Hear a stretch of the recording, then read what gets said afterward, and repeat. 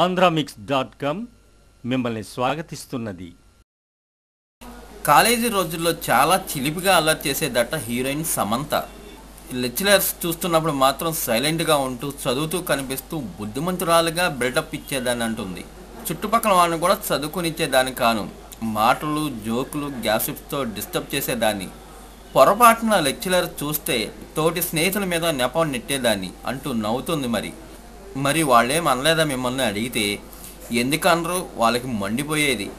కానీ కాలేజీ అయిపోయిన తర్వాత అందరికీ ఐస్ క్రీములు తినిపించి ఐస్ చేసేదాన్ని అంటూ చిలక పలుకులు పలుకుతుంది ఈ అందాల భామ. ఒకరోజు గోడ దూకుతూ దొరికిపోయిందంట. డిగ్రీ 2వ సంవత్సరం చదువుతున్నప్పుడు కాలేజీ నుంచి సినిమాకు వెళ్ళేందుకు ప్లాన్ చేసిన సమంత తన స్నేహితులతో కలిసి బయలుదేరిందట. కానీ గేటుకి తాళం ఉండడంతో గోడ ఎక్కేశారట. అందరి వంతు అయిపోయింది. సమంత ఎక్కేలోపే వాచ్మెన్ చూసి ప్రిన్సిపాల్కి చెప్పాడంట. దీంతో ప్రిన్సిపాల్ మా అందరిని కలిపి క్లాస్ పీకింది చూడండి అంటూ అలనాటి కాలేజీ రోజుల్ని గుర్తు చేసుకుంది ఈ ముద్దుగుమ్మ.